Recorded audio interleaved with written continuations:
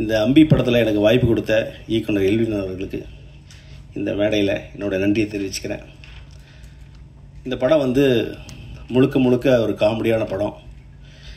சின்ன பட்ஜெட்டாக இருந்தாலும் இந்த கண்டென்ட்டை நம்பி இயக்குனர் அவரே தயாரிப்பாளர் கஷ்டப்பட்டு பண்ணியிருக்காரு. எங்கள் எல்லோரும் வந்து ரொம்ப ஜாலியாக இருந்தோம். ஏதோ ஒரு ஷூட்டிங் போன மாதிரி இல்லாமல் ஒரு டூர் போன மாதிரி இருந்தது. சொன்ன மாதிரியே ஷூட்டிங் முடிஞ்சு வரும்போது எல்லாருமே ரொம்ப இனி ஒரு வாரம் ஷூட்டிங் இருக்காதா அப்படிங்கிற மாதிரி இருந்துச்சு. ஏன்னா ஷூட்டிங் நாங்கள் அவ்வளோ ஜாலியாக இருப்போம். அப்புறம் நாங்கள் எல்லோரும் ஒரே ஹோட்டலில் தான் ஸ்டே பண்ணோம். ஷூட்டிங் முடிஞ்ச பிறகு ஆஹா சொல்லவே வேண்டியதில்லை. அது இமானா நடிச்சிருக்கிற இடம் இருந்தால் வேறு லெவலு. அவர் கூட ஒரு அவுட்டோர் ஷூட்டிங் போனால் எல்லாருக்கும் ஒரு நல்ல ஒரு நம்பிக்கையாக இருக்கும். நல்ல சாப்பாடு கிடைக்கும். அந்த ஊரில் எந்த ஹோட்டல் நல்லா இருக்குது, எங்கே மீன் குழம்பு நல்லா இருக்கும் அப்படிங்கிறது கண்டுபிடிச்சிடுவார். முதல் நாள் போனோன்னா அசிஸ்டன்ட் விட்டுட்டு இங்கே எங்கே ஹோட்டல் நல்ல ஹோட்டல் இருக்குது, மீன் குழம்பு எங்கே இருக்குது அப்படின்னு கண்டுபிடிச்சி சொல்லிடுவார். ஆமாம், மயில்சாமி அண்ணா இல்லாத குறைய அவர் தீக்கிறாரு. ஆமாம். ஸோ இந்த படம் வந்து எங்களுக்கு நடிக்கிறதுக்கு வந்து முழு சுதந்திரம் கொடுத்தாரு. நல்லா நடிக்கும்போது ஏதாவது சில விஷயம் தோணுச்சுன்னா, சார் இது பண்ணலாமா, பாபு நல்லா இருக்கே, இது பண்ணுங்கள், இது நல்லா இருக்குது, இது நல்லா இருக்குது அப்படிம்பாங்க. ஸோ எங்கள் எல்லாருக்கும் வந்து முழு சுதந்திரம் கொடுத்து எல்லோரும் வந்து ஒரு ஃபேமிலியாக வந்து ஜாலியாக நாங்கள் வந்து சிரித்து நடிச்சிட்டு இருக்கோம். இந்த படம் பார்க்கும்போது உங்களுக்கும் எல்லாருக்கும் ஃபேமிலியோடு வந்து ஜாலியாக என்ஜாய் பண்ணலாம். இந்த சம்மருக்கு வந்து இந்த படத்தை வந்து குடும்பத்தோடு வந்து தியேட்டரில் பாருங்கள். கண்டிப்பாக நீங்கள்லாம் ஆதரவு கொடுக்கணும். இந்த மாதிரி எங்களை மாதிரி சின்ன படங்களுக்கு நீங்கள் நிறைய ஆதரவு கொடுத்தீங்கன்னா மேலும் மேலும் அவங்க படம் எடுப்பாங்க. இன்றைக்கெல்லாம் வந்து ஒருத்தர் ஒரு படம் எடுத்துகிட்டு அடுத்த படம் எடுக்கிறதுக்கு நிறைய பேர் இல்லை. ஒரு படம் எடுத்துகிட்டு அடுத்த படம் எடுத்தீங்களான்னா ரொம்ப கேப் விழுகுது. காரணம் என்னென்னா அது வெற்றி தான். ஒரு படத்துடைய வெற்றி ஒரே ஒரு வெற்றி தான். அது உங்கள் கையில் தான் இருக்குது. நீங்கள் இந்த படத்தை வந்து வெற்றி கொடுத்துட்டிங்கன்னா இவர் மறுபடியும் அடுத்த படம் எடுப்பார். கிட்டத்தட்ட ஒரு 80 குடும்பங்களுக்கு அவர் வந்து பொழப்பு கொடுக்குறாரு. ஒரு படம் எடுக்கும்போது அத்தனை தொழிலாளர்களுக்கு வந்துக்கு ஒரு வாய்ப்பு கொடுக்குறாரு. ஸோ இந்த படத்தை வந்து தயவு செய்து தியேட்டரில் வந்து பாருங்கள். நீங்கள் ஊடகங்கள் எல்லாம் நினச்சிங்கன்னா அந்த படத்தை வந்து வெற்றி படம் ஆக்கலாம். இது நல்ல ஒரு ஜாலியான படம், எந்த கருத்து வேறுபாடு இல்லாமல் ஃபேமிலியோடு உட்காந்து ரசிக்கிற படம். ஸோ அவசியம் வந்து தியேட்டரில் பாருங்கள், ஆதரவு கொடுங்க. நன்றி. இயக்குனருக்கு நன்றியை சொல்லிக்கிறேன். அதே மாதிரி அண்ணாச்சி போனாலே அந்த இடம் ரொம்ப சிறப்பாக இருக்கும். ஹோட்டலும் நாட்டுக்கோழி இருக்கும் இல்லையே அவங்கள அடிக்க வச்சு சமைச்சே கொண்டு வந்துடுவார். அதே மாதிரி என் மூத்தவன் பெரியவன் மோகன் வைத்தியா, அவனுக்கு நன்றியை சொல்லிக்கிறேன். அதே மாதிரி மேஜர் ராஜேந்திரன், அதே மாதிரி கோவி பாபு, அப்புறம் ராஜா, இது கேமராமேன் எங்களை ரொம்ப அழகாக அந்த படத்தில் காட்டியிருக்காரு. நீங்கள் பேசுகிறதாங்க டைலாக்கு டைரக்டர் எழுதி கொடுக்குறா பேச மற்றிய உங்கள் நோக்கத்துக்கு பேசுகிறீ அப்படின்னு சொல்லுவார். வில்வில் சாரை பற்றி நான் இங்கே நிறையா சொல்லணும். ஏன்னா நல்ல ஒரு மனிதர். ஒரு மணியாக இருந்தாலும் ஃபோன் எடுத்து அண்ணே உங்களுக்கு சாப்பாடு வந்துருச்சா, நீங்கள் சாப்பிட்டீங்களா அப்படின்னு கேட்பார். அப்போ நான் சொல்லுவேன் அவர்கிட்ட சில நிறைய குறைகளை சொல்லுவேன். எனக்கு சாப்பாடு வந்துருச்சு, மோகன் வைத்தியா பெரியவனுக்கு தான் சாப்பாடு வரல, வேகமாக அவனுக்கு கொடுத்து விடுங்க, சண்டை போட்டுக்கிட்டு இருக்கேன் அப்படின்னு சொல்லி நான் சொல்லுவேன். அப்படி அதே மாதிரி அந்த மியூசிக் டைரக்டர் சொல்லிக்கிறேன்னா அதை அவரை மறந்துட்டு தப்பாக நினச்சிக்கிறாதிய நல்ல பாடல்கள் கொடுத்துருக்காரு. அதே மாதிரி அந்த அக்கா, நீங்கள் அவங்க ரோபோக்கு அக்காவை நடிச்சிருக்கீங்களா, அவங்க பேசுனதுனா கரெக்டு, கொஞ்சம் இங்கிலீஷில் அதிகமாக பேசுகிறாங்க. அதுதான் எனக்கு பிடிக்கல. ஏன்னா தமிழில் பேசியிருக்கலாம், கொஞ்சம் அதை ட்ரை பண்ணுங்கக்கா அடுத்த படத்தில். ஏன்னா பேசினியே கொஞ்சம் இடையில இங்கிலீஷ் வந்துச்சு. ஏன்னா இந்த இங்கிலீஷ் வார்த்தை எனக்கு அலர்ஜி. தமிழில் எனக்கு பிடிக்காத வார்த்தை இங்கிலீஷ் வார்த்தை, அதை நீங்கள் மாற்றிக்கிறீங்க. அதே மாதிரி மீச ராஜேந்திரனே நல்ல கண்டென்ட் சொல்லிட்டு போனார். இந்த கண்டென்ட்டுக்கு பலியாக போகிறது நம்ம மோகன் வைத்தியாரே. நாங்களாம் ஃப்ரீயாக போயிடுவோம். அவர் பேசும்போது அவனே அப்படி கிளாப்ஸ் பண்ணேன். நிச்சயம் ஏதாவது கல்லு வந்து விழுகு, அதுக்கு நாங்கள் பொறுப்பு இல்லை. நாங்கள்லாம் வந்து பேசும்போது சிரிக்கலை. நானும் அண்ணாச்சி குடிஞ்சிட்டாங்க. அது ஒரு நல்ல வேலையை பார்த்துட்டோம். அப்புறம் உன்னை இந்த ஆடியோ லாட்ஜ் வரைக்கும் கூட்டிகிட்டு வந்து பழி கொடுக்கணும் பார்க்குறாங்களே. நான் நல்லபடியா இருப்பேன். சுண்டல் எல்லாம் வாங்கி கொடுத்துட்டே சாப்பிடு, தண்ணியை குடி, வேற என்ன சாப்பாடு வேணுமோ கேளு, வாங்கி கொடுத்துறேன். இந்த படத்தை பற்றி பேசணும்னா நிறையா பேசணும். ஏன்னா வில்லியன் சாருடைய மனைவி வந்து ப்ரொடியூசராக இருக்காங்க. அவங்க உண்மையிலே வந்து எல்லாரும் மனைவியை வந்து ஒரு டாக்டர் ஆக்கி பார்க்கணும், கலெக்டர் ஆக்கி பார்க்கணும்னு ஆசைப்படுவாங்க. ஆனால் முதல் முறையாக மனைவியை வந்து ஒரு தயாரிப்பாளர் ஆக்கியிருக்காரு. இன்னும் அவர் மனைவியை வந்து ஒரு டைரக்டராகவும் அவர் கொண்டுக்கிட்டு வரணும்னு நான் கடவுள்கிட்ட வேண்டிக்கிறேன். ஏன்னா அவங்கன்னா டைரக்டராக வந்தாங்கன்னா எங்களை மாதிரி ஆளுகளுக்கு நிறைய வேலை கொடுப்பாங்க. எனக்கு கொடுக்குறீங்களோ இல்லையோ, என்னுடைய செல்லமானவன் மூத்தவனுக்கு மோகன் வைத்தியாவுக்கு நிறையா படம் கிடைக்கணும்னு நான் அந்த கடவுள்கிட்ட வேண்டிக்கிறேன். இந்த அம்பி படத்தை பற்றி, அம்பி படத்தை பார்த்துட்டு நிறையா படம் அவரை கூப்பிட்டு இருக்கிற இயக்குனர் ஃபுல்லாக கமிட் பண்ணுங்க, அதோடு சேர்த்து எங்களையும் கமிட் பண்ணிக்கிறீங்க. நன்றி, வணக்கம். எல்வின் போசர் அவர்கள் எனக்கு நண்பர். இந்த படத்தை வலுக்கட்டாயமாக எனக்கு கொடுத்துட்டாரு. நான் தான் பண்ணணும்னு சொல்லி இந்த ஒரு நல்ல வாய்ப்பினை எனக்கு கொடுத்ததுக்கு எல்வின் போசர் அவர்களுக்கும் அவரோட துணைவியாருக்கும் ரொம்ப ரொம்ப நன்றி சொல்கிறேன். ரோபோ சார் முதல் முறையாக ஹீரோவாக அறிமுகமாகிற படத்தில் இசையமைக்கிறதுக்கு எனக்கு கிடைச்சது ஒரு பெரிய வாய்ப்பு. இத்தனை பேர் உட்கார்ந்துருக்கிறாங்க, ஜாம்பவான்கள். அவர் எல்லாரும் கூட ஃபஸ்ட்டு படம் பார்த்தோன்னே ரொம்ப ஹாப்பி ஆகிட்டேன். பேக்ரவுண்ட் ஸ்கோருக்கு படம் வரும்போது பார்த்தா ஒரு பட்டாளமே இருக்குது, நட்சத்திர பட்டாளமே இருக்குது அப்படின்னு ரொம்ப சந்தோஷப்பட்டேன். இவங்க சொல்லியிருந்தாங்க 4 பாட்டு. MM கீரவாணி அவர் பாடுவாரா நம்ம படத்துக்கு அப்படின்னு சந்தேகமாக இருந்துச்சு. பட் ரெக்வஸ்ட் பண்ணோம், பாடுறேன்னு சொன்னாங்க. ஹைதராபாத் வர சொன்னாங்க, போனோம், பாட வச்சிட்டோம். அதுக்கு சைந்தவி பாடினாங்க. இன்னொரு சின்ன பாட்டு ஒன்று, ஒரு பிட் சாங் ஒன்று இருக்குது, ஜிலுக்கு ஜிலுக்கு ஜில்லாலங்கடிங்கிற ஒரு பாட்டு இருக்குது. அது வந்து ட்ரம் சிவமணி பாடியிருக்காரு. அவர் முதல் முறையாக பாடியிருக்காரு சினிமாவில், ஃபஸ்ட் டைம் அவர் பாடியிருக்காரு. அது இல்லாமல் சத்யபிரகாஷோடைய பாட்டு ஒன்று, தேவக்கூட்ட அபிராமி, இன்றைக்கி சோஷியல் மீடியாவில் ரொம்ப பிரபலமான ஒரு சிங்கர். அவங்க பாடின ஒரு பாட்டு. இந்த மாதிரி 4 பாட்டு இந்த படத்தில். மறுபடியும் எல்லாருக்கும் நன்றி, ரொம்ப ரொம்ப நன்றி. இந்த வாய்ப்பினை கொடுத்ததுக்கு எல்வின் போசருக்கும் அவர் மனைவிக்கு நன்றி, அனைவருக்கும் நன்றி. தேங்க்யூ. அம்பி சேது படத்தில் என்னோட பேர் அபித குச்சலாம்பாளோட மாமா, அவளை கல்யாணம் பண்ணுற மாப்பிள்ளை அம்பிங்கிற அந்த பேரில் நடித்தார். அடுத்து பார்த்தீங்கன்னா அன்னியன் படத்தில் விக்ரம் வந்து அம்பியாக நடித்தார். இப்போது சேதுவில் இருந்த அம்பி இப்போ அம்பி படத்துலேயே நடிக்கிறேன் அப்படிங்கும்பொழுது ரொம்ப சந்தோஷமாக இருந்துச்சு, பெருமையாக இருந்தது. எல்வின் பாசர் சார் வந்து நான் டைட்டில் கேட்டப்போ சொல்கிறேன் உங்களுக்கு சர்ப்ரைஸாக இருக்கும், ரொம்ப நல்லா இருக்கும் அப்படின்னு சொல்லிக்கிட்டே இருந்தார். ஸோ ரொம்ப வெயிட் பண்ணிக்கிட்டே இருந்தேன். அப்புறம் அம்பின்னு சொன்னோன்னே ஆஹா என்னோட பேர் இப்படின்னு நான் நினச்சிக்கிட்டேன். எல்வின் சார் பற்றி ஒரு சில வார்த்தைகள் கண்டிப்பாக சொல்லியே ஆகணும். எனக்கு அவரோட கூட இது வந்து 3rd மூவி, 3வது படம் எனக்கு. Thank you very much pastor sir, thank you very much. அவரோட ஃபஸ்ட்டு மூவிலையும் ஒரு கேரக்டர் பண்ணினேன். பட் சம்ஹவ் அந்த கொரோனா பீரியட்னால அந்த படம் வந்து பண்ண முடியாமல் போயிடுச்சு சாருக்கு. அடுத்தது வந்து ரூல் நம்பர் 4 அப்படின்னு சொல்லிட்டு ஒரு த்ரில்லர் மூவி, ஃபுல்லாக கேரளாவில் தான் ஷூட்டிங் நடந்துச்சு. அதில் வந்து ரொம்ப சீரியஸான கேரக்டர், ஒரு ATM செக்யூரிட்டி, ஹீரோயினோட அப்பாவை பண்ண ரொம்ப ரொம்ப ஒரு ரொம்ப சீரியஸான கேரக்டர் அது ஆக்சுவலி. பட்டு அம்பி படத்தில் 3rd மூவியில் வந்து ஃபுல் அண்ட் ஃபுல் வந்து என்னை வந்து ஏதோ நம்பிக்கையில் என்னை கூப்பிட்டு தைரியமாக காமெடி பண்ண வச்சுருக்காரு. தேங்க்யூ வெரி மச் சார் அதுக்கு. ஸோ இனிமேல் நிறைய காமெடி மூவிஸ் வரும்னு ஒரு நம்பிக்கை இருக்குது உங்கள் மூலியமாக.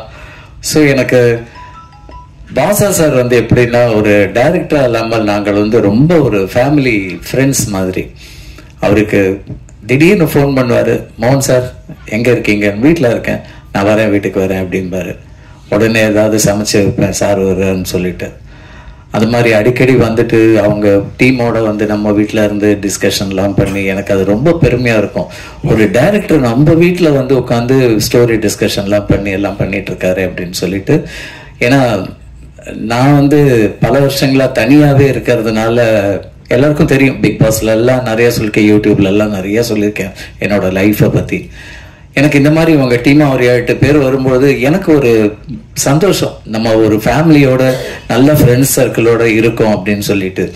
அதுக்கு நான் அடிமை, நண்பர்கள் அப்படின்னாலே அடிமை. அதனால இந்த அம்பி படத்துலையும் வந்து நடிக்கும் பொழுது கூட நடிச்ச அத்தனை ஆர்டிஸ்டும் நிறைய கலாட்டா கிண்டல்கள்லாம் பண்ணுவாங்க. பரவாயில்ல, ஏன்னா அவங்களாம் டிவியில வரும்போது எவ்வளவு கிண்டல்கள்லாம் பண்ணிக்கிட்டு அவங்களே வந்து கலாய்ச்சிக்கிட்டு அதெல்லாம் பண்ணும்போது பரவாயில்ல, நம்ம கலாய்க்கிறதுக்கு நம்மள ஒருத்தனை கடவுள் படைச்சிருக்காங்க அப்படின்னு நினைச்சுப்பேன் நான். It's okay, no problem. ஏன்னா எப்பவுமே நம்ம சீரியஸா ரொம்ப அப்படியே இதுவா இருந்தாதான் பிரச்சனை. நம்ம ஏத்துக்கிட்டு போயிட்டோம்னா அதுல வந்து பிரச்சனை இருக்காது. இப்ப கூட கஞ்சா கருப்பு ஏதோ சொல்லிட்டு இருந்தா, கல்லு விழும் மண்ணு விழும்லாம் சொல்லிட்டு இருந்தா. என்ன ஒன்னும் புரியல, சிரிச்சுக்கிட்டே சொன்னார். சார் உங்களுக்கு யாருக்கா புரிஞ்சுதா? பாபு புரிஞ்சதா? எனக்கு அப்புறமா சொல்லுமா. ஓகே, ஏதோ கல்லு விழும் அப்படின்னாரு. இது வரைக்கும் எதிர்பார்த்துட்டு இருந்தவர்ல அது சுண்டல் வாங்கி தந்தேன் அப்படின்னாரு. It's okay, no problem. அதை சாப்பிடக்கூடாது, அங்கேயே தான் இருக்கு. ஸோ இந்த மாதிரி நாங்கள் ஷூட்டிங் ஸ்பாட்ல வந்து எனக்கு பெரிய பெருமை, ஃபர்ஸ்ட் அதை சொல்லியே ஆகணும், ரோபோ சங்கர். ஸோ நிறைய டிவியில் அவரை பார்த்து ரசிச்சு, அவருடைய காமெடியெல்லாம் பார்த்து சிரிச்சு வயிறு வலிச்சு, சினிமாலையும் அவருடைய காமெடியெல்லாம் பார்த்து அவரோட கூடவே நடிக்கிறதுக்கெல்லாம் நம்மளுக்கு வாய்ப்பு வருமா, அவரை நேரில் சந்திக்கக்கூடிய வாய்ப்பு வருமா அப்படின்னு நினச்சிக்கேன். நம்ம இமான் அண்ணாச்சியை கூட நான் பார்க்கும்பொழுது, அவருடைய டிவி நிகழ்ச்சியெல்லாம் பார்க்கும்பொழுது இவங்க கூட எல்லாம் நம்மளுக்கு வந்து வருமா வாய்ப்பு அப்படின்னு நினைச்சிருக்கேன். அது இந்த படத்துல வந்து அது நிறைவேறினப்போ ரொம்ப ரொம்ப ரொம்ப சந்தோஷமா இருந்துச்சு. ஏன்னா எப்பவுமே வந்து கதைக்கு ஏற்ற கதாநாயகன் இருந்தால்தான் அந்த கதை நல்லா இருக்கும், அந்த திரைப்படமும் நல்லா இருக்கும் பார்க்கறதுக்கு. ஸோ இந்த அம்பி படத்துல உள்ள கதைக்கு ரோபோ சங்கர் அவர் தான் ஆப்டான பர்சனா இருப்பாருன்னு அவரை வந்து கதாநாயகனா எல்வின் சார் போட்டது ரொம்ப ஒரு அருமையான விஷயம். ஏன்னா ஸ்பாட்ல அவர் நடிக்கும்போது நான் உட்காந்து பார்த்துக்கிட்டே இருப்பேன், ரோபோ சங்கர் நடிக்கிறத பார்த்துக்கிட்டே இருப்பேன். நான் எனக்கு ரொம்ப பிடிக்கும். நான் மோஸ்ட்லி இயக்குனர் பின்னாடி தான் நிற்பேன் எல்லா படத்துலையும். கே பாலச்சந்திர சார் கிட்ட நடிச்சிருக்கேன், சங்கர் சார் கிட்ட நடிச்சிருக்கேன், பாலா சார் கிட்ட நடிச்சிருக்கேன், நாகா சார் கிட்ட நடிச்சிருக்கேன், திருச்செல்வம் சார் கிட்ட நடிச்சிருக்கேன், எல்லார்கிட்டையும் நடிச்சிருக்கேன். எல்லார்கிட்டையும் நடிக்கும்போது அவங்க கிட்ட இருக்கிற அந்த விஷயங்கள் எல்லாம் நான் எடுத்துப்பேன். நான் நிறைய விஷயங்களை எடுத்துப்பேன். இன்னைக்கு என்ன ஒரு படம் டைரக்ட் பண்ண சொன்னா கூட அந்த அளவுக்கு என்கிட்ட ஒரு தைரியம் இருக்கு, டைரக்ட் பண்ணலாம் அப்படிங்கிற ஒரு தைரியம் இருக்கு. ஸோ நிறைய விஷயங்களை கத்துப்பேன் நான். அது மாதிரி ரோபோ சங்கர் நடிக்கும்போது நான் பார்த்துட்டே இருப்பேன், எங்க ரொம்ப ரசிப்பேன் நான். அவருடைய காமெடி ஆகட்டும், அவருடைய ஜோக்ஸ் ஆகட்டும், எல்லாத்தையுமே ரொம்ப ரசிப்பேன். அதே மாதிரி ஷூட்டிங் வந்து சங்கராபுரம் ஊர்ல நடந்தப்போ அந்த ஊர் மக்கள் பத்தி கண்டிப்பா சொல்லணும். ரொம்ப ரொம்ப ரொம்ப டிஸ்டர்ப் பண்ணாம, ரொம்ப வந்து அங்க வந்து நின்றுட்டு சத்தம் போடாம அந்த மாதிரிலாம் இல்லாம ரொம்ப அமைதியா வந்து ஷூட்டிங் பார்த்து எல்லாருக்கும் ஒரு ஹெல்பிங் டெண்டன்சியா இருந்தாங்க. எஸ்பெஷலி நம்ம ரோபோ சங்கருக்கு வந்து அவர் அப்போ உடம்பு முடியாம இருந்தப்போ ஒரு வீடு ஒருத்தங்க வந்து எங்களுக்கு தெரியும், ஒரு பெரிய ரிச் பீப்புள், அவங்க வீடை வந்து எங்களுக்கு கொடுத்துட்டாங்க. அவங்க போயிடுவாங்க வெளியில, நாங்க தான் உட்காந்துருப்போம் உள்ள பேசிட்டு அரட்டடிச்சுட்டு தூங்கிட்டு கத்திட்டு கிடப்போம் நாங்க அந்த வீட்டுல. அவங்க வீட்டுல வந்து எங்களுக்கு லஞ்ச் டயத்துல வந்து எங்களுக்கு அந்த அம்மா வந்து அவ்வளவு முட்டையான விஷயம் ஆம்லெட்லாம் போட்டு கொடுத்து எங்களுக்கு அவங்க வந்து ஒரு ஃபேமிலியாவே எங்களை ஆக்கிட்டாங்க, அவங்க ஃபேமிலியில ஒருத்தங்களாவே ஆக்கிட்டாங்க. அந்த மாதிரிலாம் எங்களுக்கு கிடைச்சது பெரிய பெரிய பெரிய பாக்கியம்னு சொல்லணும். ஏன்னா நிறைய ஷூட்டிங் ஸ்பாட்ல போகும்போது செருப்பை போட்டு உள்ள வராதங்க அப்படின்னு சொல்லுவாங்க. ஆனா அந்த வீட்டுல வந்து அந்த மாதிரி நான் ஒண்ணு ரெஸ்ட்ரிக்ஷன்ஸே கிடையாது. இருந்தாலும் நம்ம வந்து ஒரு வீட்டுக்குள்ள இருக்கோமே அப்படின்ட்டு நாங்க அதுக்கான மாதிரி தான் நாங்க எல்லாருமே இருந்தோம். அதே மாதிரி ரமேஷ் கண்ணா சார், அவருடைய ஒரு இந்த காமெடி பண்ற விதம், அவர் வந்து டீச் பண்ணுவார் எங்களுக்கு நடிக்கும்பொழுது. இந்த வைத்தியா இதை இப்படி வச்சுக்கோங்க, இந்த மாதிரி சொல்லுங்க அப்படின்னு சொல்லிட்டு டீச் பண்ணுவாரு. நிறைய அவரும் எங்களுக்கு கூட ஹெல்ப் பண்ணாரு டைரக்ட் பண்ணி. ஸோ நானு, கஞ்சா கருப்பு, நம்ம இமான் அண்ணாச்சி எல்லாருமா சேர்ந்து, இன்னும் எங்க கூட இருந்த சில ஆர்டிஸ்டும் இங்க இருக்காங்க, வந்திருக்காங்க, ஊர்ல இருந்து வந்திருக்காங்க. ஹே, வெல்கம் ஆல் ஆஃப் யூ. ரொம்ப சந்தோஷம், ரொம்ப நாளைக்கு அப்புறம் பாக்குறோம். ஸோ எல்லாருமே ரொம்ப ஒரு ஃபேமிலியா தான் இருந்தோம். அவங்க சொன்ன மாதிரி ரொம்ப ஒரு ஃபேமிலியா இருந்தோம். எனக்கு ஷூட்டிங் முடிஞ்சதுக்கு அப்புறம் ஆஹா, இந்த ஃபேமிலியை திருப்பி எப்படா மீட் பண்ணுவோம் அப்படிங்கிற மாதிரி ரொம்ப ஒரு ஏக்கமா இருந்துச்சு. அப்புறம் அடிக்கடி ஃபோன்ல பேசுவோம். பாசர் சாரை வந்து ஃபோன் பண்ணி சார் எப்போ சார் படத்தை காட்ட போறீங்க, எப்போ சார் படத்தை பண்ண போறீங்க. வெயிட் பண்ணுங்க, நல்ல நேரம் வரும்போது கண்டிப்பா வரும் அப்படின்னாரு. ரொம்ப சூப்பரான டயத்தை செலக்ட் பண்ணியிருக்காரு, லீவு நாள், ஹாலிடேஸ். ஸோ இந்த நேரத்தில் இந்த படம் வர்றது கண்டிப்பாக 100% இல்லை சார், 1000% பெரிய பெரிய பெரிய சக்சஸ் தான் நம்மளுக்கு கிடைக்க போறது, நம்ம எல்லாருக்குமே கிடைக்க போறது. உங்களுடைய அடுத்தடுத்த படங்கள்லயும் நாங்க இருக்கணும். ரோபோ சங்கர் இனி ஹீரோவா மட்டும்தான் நடிக்கணும். கை தாட்டுங்கப்பா, என்னப்பா கேட்டு வாங்க வேண்டியிருக்கு. சங்கர் உங்ககிட்ட அந்த இது இருக்கு சங்கர், கவலைப்படாதீங்க. உங்களுக்கு ஏத்த மாதிரியான கதை இது வரும், கதைக்களம் வரும், கண்டிப்பா நீங்க அதுல பண்ணுவீங்க. விடமாட்டோம், என்ன கேலி கிண்டல் இருந்தாலும் நான் கூடவே தான் இருப்பேன், உங்க கூட பண்ணுவேன். இமான் என்னாச்சு, உங்களோட நடிச்சது பெரிய அனுபவம், மறக்கவே முடியாது என்னால. ஐயோ வாழ்க்கையிலேயே மறக்க முடியாது அந்த மாதிரி ஒரு அனுபவம் அவருடைய கஞ்சா கருப்போடு. நானும் கஞ்சா கருப்பு திடீர்னு ஒரு நாள் வந்து பெரியவனே எங்கடா சாப்பிட்டியாடான்னாரு கஞ்சா கருப்பு. இல்லடா சின்னவனே அப்படின்னா, அது கவுண்டமணி செந்தில் மாதிரி பிரம்மாண்டமா ஆயிடுச்சு. அதனாலதான் இன்னைக்கு வந்து சின்னவன் பெரியவன் இருக்கான், சின்னவன் வந்திருக்கான், அப்படிதான் பேசிக்கிறோம் நாங்க. என்னங்க மனுஷன் தானுங்க எல்லாரும், அவ்வளவுதாங்க. அந்த ஆர்டிஸ்ட், அந்த நடிகன், அதெல்லாம் வந்து நம்மளுக்கு கிடைச்ச ஒரு எக்ஸ்ட்ரா விஷயங்கள் தானே தவிர நமக்கு சொந்தமானது ஒண்ணுமே கிடையாது. அந்த பேரு புகழ் எல்லாமே அந்த பேருக்கு மட்டும்தான். அதனால இருக்கிற வரைக்கும் சந்தோஷமா இருப்போம். இந்த படம் வயிறு வலிக்குங்க கண்டிப்பா, அவ்வளோ காமெடி இருக்கு. காமெடி மட்டும் இல்லைங்க, இன்னும் ஒரு விஷயம் சொல்லணும் கண்டிப்பா. சார் வந்து பாஸ்கர் சார் வந்து இந்த படத்துல சில சீன்ல வந்து பாத்தீங்கன்னா மெசேஜஸ் இருக்கு. எனக்கு அதை என்ன ஒரு டைலாக்காக சொல்லிட்டோன்னு வருது, நான் சொல்ல மாட்டேன். மெசேஜ் இருக்கு, ஒரு சில சீன்ல எல்லாம் மெசேஜஸ் இருக்கு படத்துல. கண்டிப்பாக அதை வந்து ரொம்ப ரசிச்சு பார்க்கணும். அதே மாதிரி மியூசிக் சார் ரொம்ப ரொம்ப அருமையா மியூசிக் பண்ணிருக்காரு, ரொம்ப அழகா இருக்கு, பாட்டெல்லாம் ரொம்ப நல்லா இருக்கு கேட்கறதுக்கு, மீண்டும் மீண்டும் கேட்கணும்னு இருக்கு. அதே மாதிரி எங்க கேமராமேன் அவர் வந்து நம்மள வந்து அந்த ஷார்ட்ல வந்து சார் இப்படி ரைட்ல வாங்க, லெஃப்ட்ல வாங்க, சென்டர்ல வாங்கன்னு நம்மள ரொம்ப அன்பா ரொம்ப அரவணைச்சு எங்களை எல்லாம் வந்து அவரு கஞ்சா கருப்பு சொன்ன மாதிரி அழகா காமிச்சிருக்காரு, எங்களெல்லாம் ரொம்ப அழகா காமிச்சிருக்காரு. எங்க சாரை காணும் sir. Thank you very much sir. எல்லாரும் கண்டிப்பா தியேட்டர்ல போய் பாருங்க அந்த படத்தை. ஓடிடில வருது அது அப்புறம், அதுக்கப்புறம் பார்க்கலாம். வந்ததுக்கப்புறம் நீங்க தியேட்டர்ல கண்டிப்பா அந்த படத்தை ஒரு தடவை இல்லைங்க, ஒரு 10 தடவை 20 தடவை பார்ப்பீங்க போய். அதுவும் college boys and school children எல்லாருமே ஃபேமிலியோட போய் பாருங்க, தயவு செஞ்சு தியேட்டர்ல போய் பாருங்க. ஏன்னா ரொம்ப நாளைக்கு அப்புறம் நீங்களா சிரிச்சு என்ஜாய் பண்ணக்கூடிய மாதிரியான ஒரு திரைப்படம் அம்பி. எனக்கு அம்பின்னு சொல்லும்போது எனக்கு உடனே எனக்கு சேது படம் தான் ஞாபகம் வருது எனக்கு. So thank you very much. அதே மாதிரி என்ன இந்த மாதிரி பேனர்ல எல்லாம் போட்டு என் போட்டோ எல்லாம் போஸ்டர்லாம் போட்டதுல ரொம்ப சந்தோஷம். ஏன்னா எத்தனையோ படம் நடிச்சிருக்கேன், எந்த படத்துக்கும் என்னோட போட்டோ எல்லாம் வந்ததே கிடையாது போஸ்டர்ல எல்லாம் ஒரு நாள் கூட. சார் அதுக்கு நான் ரொம்ப ரொம்ப ரொம்ப நன்றி சொல்றதுக்கு கடமைப்பட்டிருக்கேன். Thank you so much. என்ன நானும் போஸ்டர்ல பார்க்கும்போது ஓ நானும் இதுல நடிச்சிருக்கேன்ல அப்படின்னு எனக்கு அப்பதான் ஃபீல் வருது. எல்லா படத்தையும் தியேட்டர்ல போய் பார்ப்பேன். நான் நடிச்ச படங்கள்லாம் நிறைய, ஒரு 40 படம் நடிச்சிருக்கேன், 96 சீரியல் நடிச்சிருக்கேன், மியூசிக்கல் ஷோ நிறைய பண்ணிருக்கேன். ராகம் சங்கீதம் ஃபர்ஸ்ட் ஆரம்பிச்சது ரியாலிட்டி ஷோ, அதுக்கப்புறம் வந்த ஷோஸ் தான் எல்லாமே, அது மூலியமா வந்தது அந்த பேரெல்லாம் எனக்கு. ஸோ என்னுடைய ஜேர்னி கிட்டத்தட்ட 42 வருஷமா இந்த ஃபீல்டில் போயிட்டு இருக்கு. ஸோ அது எனக்கு ரொம்ப பெருமை. இன்னும் நிறைய பாஸ்கர் சார் நிறைய திரைப்படங்கள் பண்ணணும், நிறைய நாங்கள்லாம் கூட இருக்கணும். Sir thank you very much once again இந்த ஒரு பெரிய ஆப்பர்ச்சுனிட்டி கொடுத்ததுக்கு. சங்கர் 2025ல் டைலாக் சொன்ன மாதிரி வந்துட்டீங்கல்ல, சும்மா அசத்த போறீங்க பாருங்க, கலக்க போகுது மாதிரி அசத்து போறீங்க. இன்னும் நிறைய ஸ்டார்ஸ் எல்லாம் இருக்காங்க. ஐ திங்க் அவங்களாம் ஏதோ வெளிநாட்டுல இருக்காங்கன்னு நினைக்கிறேன், வெளியூர் போயிருக்காங்க, அதனால வர முடியல.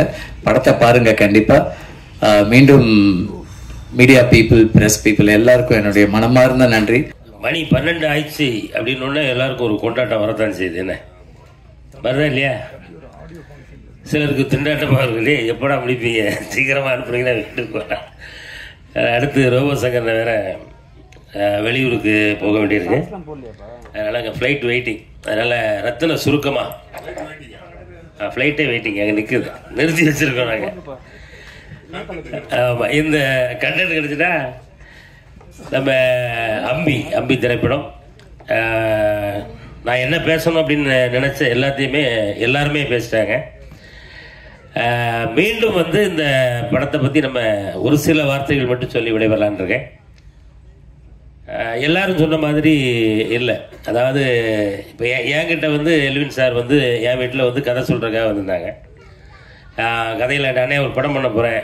சரி, கதை எப்படிண்ணே? இந்த மாதிரி சரிண்ணே. ஹீரோ யாருண்ணே அப்படின்னு. ஹீரோ வந்து ரோபோ சங்கர் பண்ணுறாரு அப்படின்னா எனக்கு ஷாக்கு. ரோபோ சங்கர் ஹீரோ பண்ணுறாரா?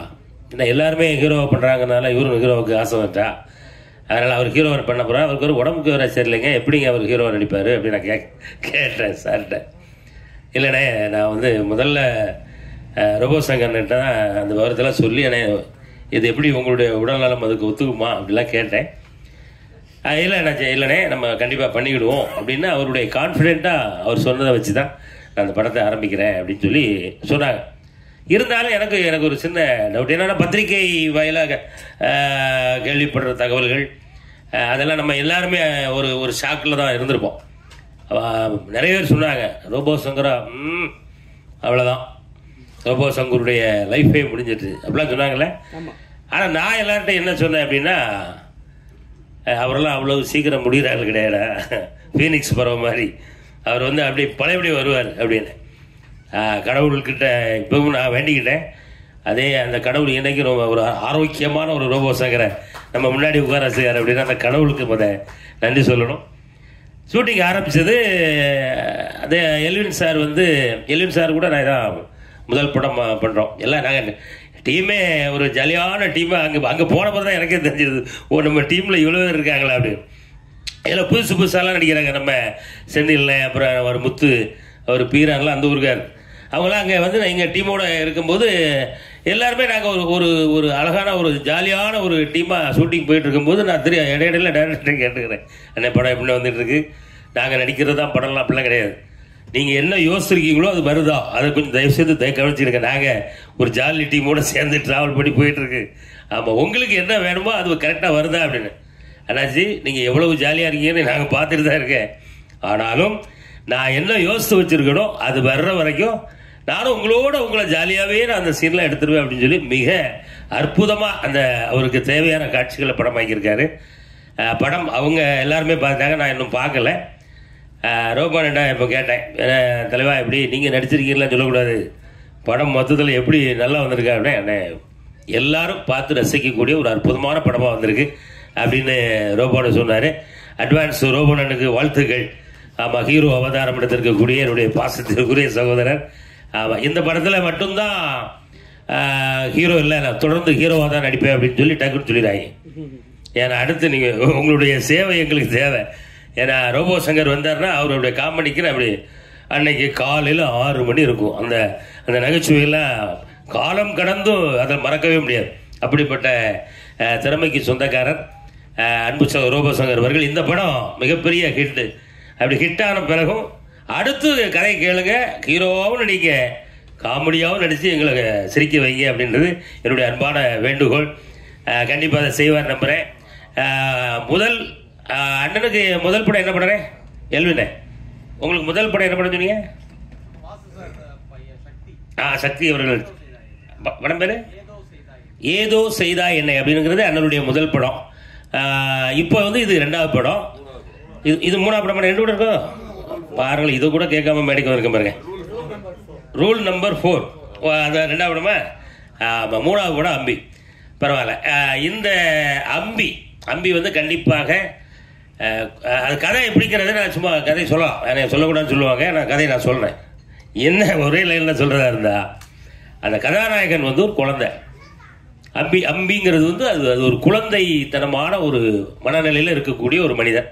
அதுக்கு யார் கரெக்டாக இருப்பா அப்படின்னா அது அவர் ரோபோ சங்கர் அப்படின்னோடனே அந்த கதையை கேட்டதுக்கப்புறம் தான் சரியான ஒரு ஆளை தான் அந்த ஹீரோவை தேர்ந்தெடுக்கார் அப்படின்னு சொல்லி படம் முழுவதும் வந்து ஒரு குழந்தை என்னென்னலாம் செய்யுமோ அதையெல்லாம் தன்னுடைய அற்புதமான உடல் மொழியில் அருமையாக உங்களை எல்லாரையும் கவர்ற விதமாக, நீங்கள் எல்லாம் ரசிக்கிற விதமாக தந்திருக்க படம் தான் அம்பி.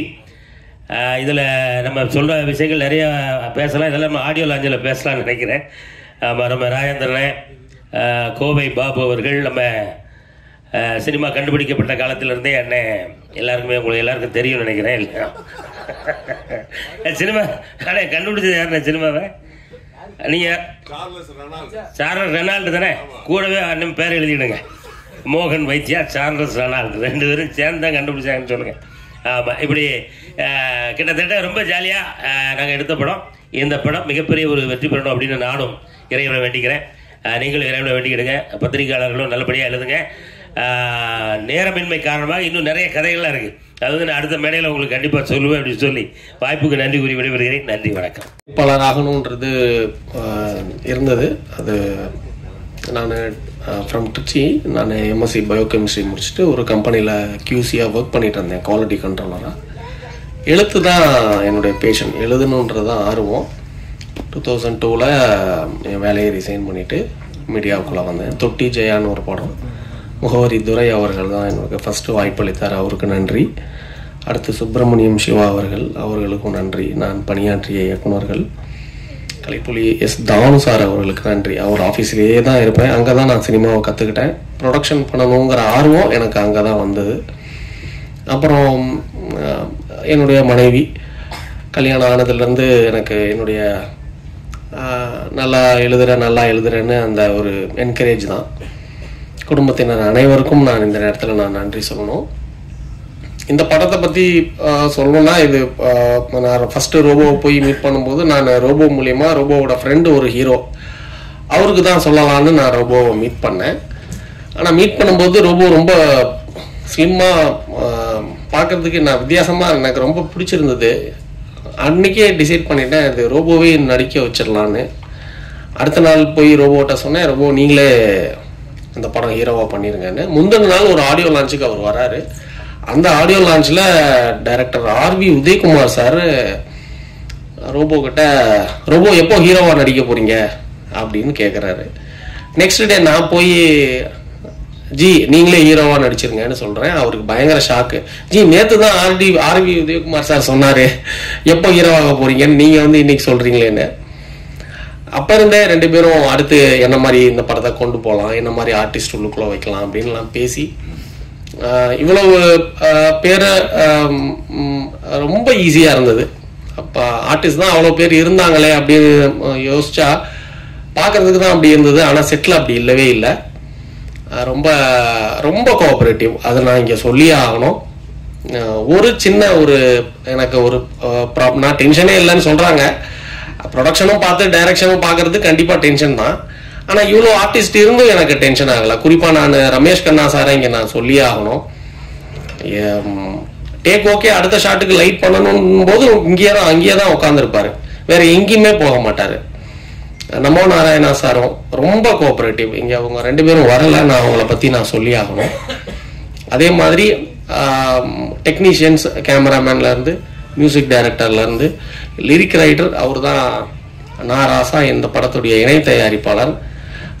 சின்ன சின்ன ஒரு பணப்பிரச்சனை வரும்போதெல்லாம் எனக்கு வந்து அப்பப்போ ஹெல்ப் பண்ணிக்கிட்டே வண்டி அப்படியே நிற்காம டக்குன்னு ஓட வச்சதில் அவருக்கு ஒரு பெரிய பங்கு இருக்குது. நான் இந்த இடத்துல நான் அது நன்றி சொல்லி ஆகணும். வந்து அதே மாதிரி படம் முடிஞ்சதுக்கப்புறம் எப்படி நம்ம இதை கொண்டு போகலாம் அப்படின்னு பார்க்கும்போது எனக்கு TN ஸ்ரீனிவாசன் சார், அவர் ரொம்ப வருஷமாக பிஸ்னஸில் இருக்கிறவர் சினிமாவில், அவர்கிட்ட போய் சொன்ன உடனேவே அவர் வந்து மூவி நல்லா இருக்கு, நான் இதை கரெக்டாக நம்ம கொண்டு போய் சேர்த்துடலான்னு பிஸ்னஸ் கம்ப்ளீட்டாக TNS தான் பார்த்தாரு. ஒரு நல்ல இடத்துக்கு இந்த படம் வந்ததுக்கு காரணம் TNS அவர்கள். அவருக்கும் நான் இந்த நேரத்தில் என்னுடைய நன்றியை சொல்லிக்கிறேன். இந்த படம் வந்து S pictures Seenu sir release பண்ணுறாங்க, தமிழ்நாடு தியேட்டரிக்கல். அவருக்கும் நன்றி. படம் பார்த்த உடனே அவருக்கு பிடிச்சிருச்சு, உடனேவே சொல்லிட்டாரு சார் நல்லா இருக்கு நான் ரிலீஸ் பண்ணுறேன் அப்படின்னு சொல்லி. அவருக்கும் இந்த நேரத்தில் நான் நன்றியை சொல்லிக்கிறேன். அப்புறம் ரோபோ சொல்லவே வேணாம். நான் இந்த ஒரு கதாபாத்திரமாக தான் இருக்கணும், அது எங்கேயுமே அது ஒரு காமெடியனாக தெரியவே கூடாது, இந்த கேரக்டராகவே தான் இருக்கணும் அப்படின்னு நான் சொல்லியிருந்தேன். அது கடைசி வரைக்கும் நீங்கள் படம் பார்த்தீங்கன்னா தெரியும், அவர் கேரக்டராகவே தான் இருந்தார். அந்த அம்பிங்கிற கதாபாத்திரமாகவே தான் அந்த கடைசி வரைக்கும் அவர் இருந்தார். எங்கேயுமே அவருடைய ப்ரீவியஸ் ஃபிலிம்ஸில் அவர் பண்ண ஒரு காமெடியோ அந்த மாதிரி எந்த ஒரு சாயலுமே இல்லை, அந்த கேரக்டராகவே கடைசி வரைக்கும் பண்ணினார். அவருக்கும் நான் மிகப்பெரிய நன்றி. அடுத்து அம்பி 2 போகலாம் அப்படிங்கிற ஒரு இதுவும் இருக்குது இந்த கண்டென்ட்லேயே, அதனால் அவருக்கும் என்னுடைய நன்றி. இந்த படம் May 9 ரிலீஸ் ஆகுது. எல்லாரும் படத்தை ப்ரெஸ் ஷோ 8ஆம் தேதி இருக்கும், எல்லாரும் வாங்க. படம் பாருங்கள், நல்ல ஒரு விமர்சனம் தருவீங்கன்னு நம்புகிறேன்.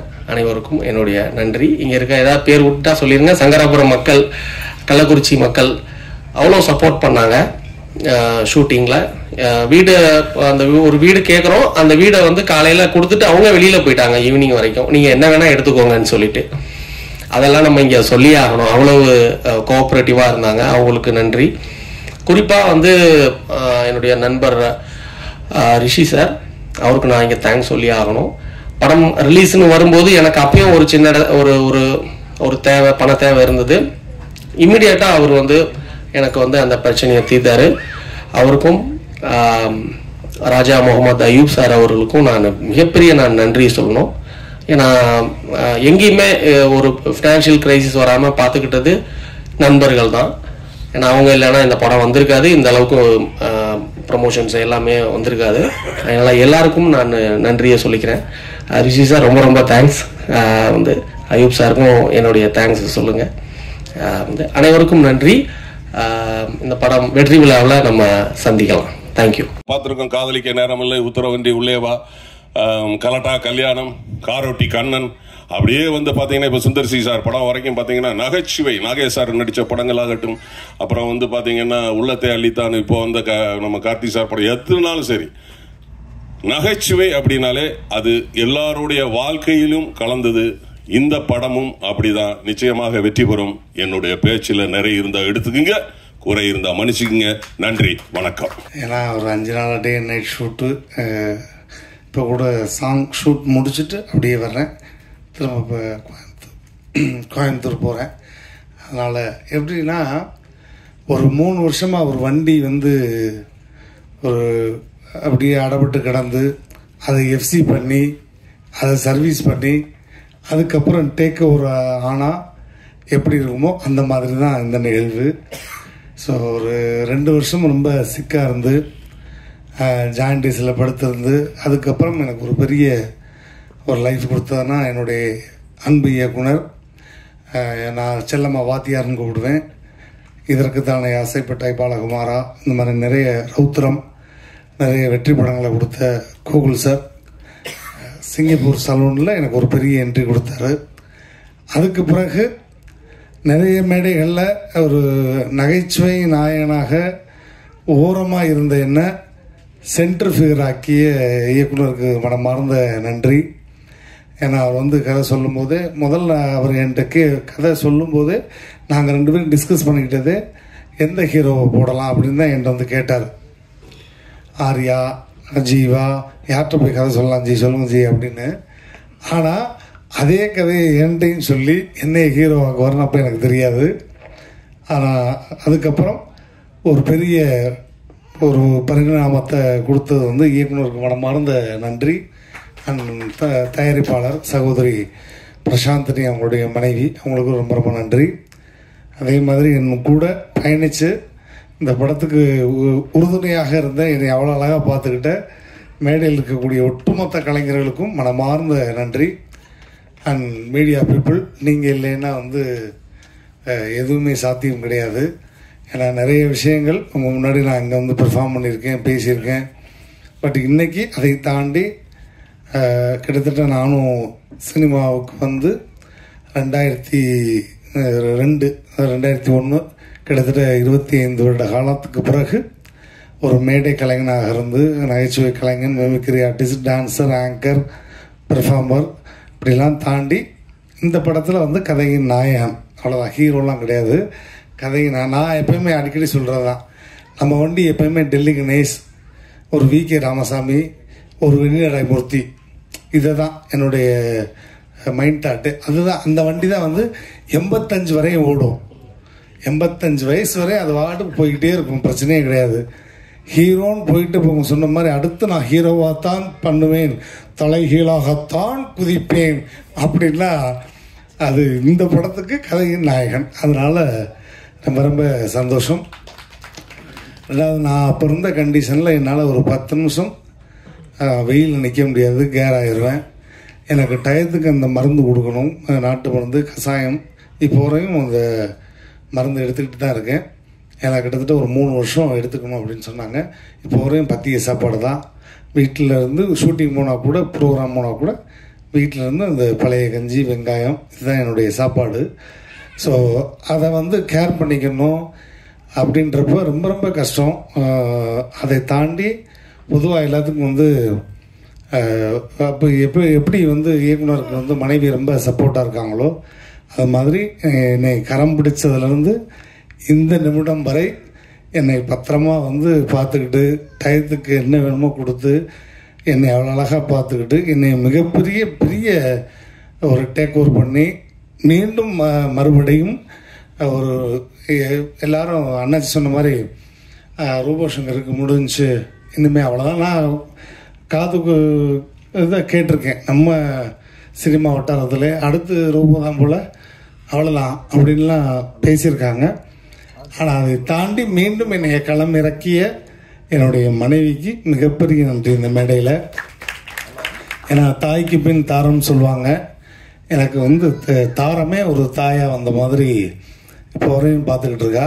ஸோ ரொம்ப ரொம்ப அவளுக்கும் இந்த இடத்துல நன்றி, என் மகளுக்கும் நன்றி, மேடையில் இருக்கக்கூடிய எல்லா கலைஞர்களுக்கும் என்னுடைய மனமான நன்றி. குறிப்பாக இந்த படத்தில் வந்து அந்த பாட்டு பாடிய ஆஸ்கார் நாயகன், மரியாதைக்குரிய கீரவாணி சார், அண்ட் டம் சிவமன் என்ன, அண்ட் மற்ற ஜிவி பிரகாஷுடைய மனைவியார், அவங்களுக்கும் என்னுடைய மனமார்ந்த நன்றி.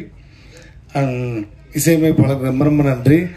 எனக்கெல்லாம் வந்து அந்த பாட்டுக்கு ரொமான்ஸ் பண்ணுறப்பெல்லாம் நான் பரிதவிச்சிட்டேன். மேடையில் நான் சும்மா வந்து பேச விட்டால் என்ன வேணாலும் பேசிடலாம், ஆனால் ரொமான்ஸுன்றது எவ்வளோ கஷ்டம்ன்றது அன்றைக்கி தான் நான் பார்த்தேன்.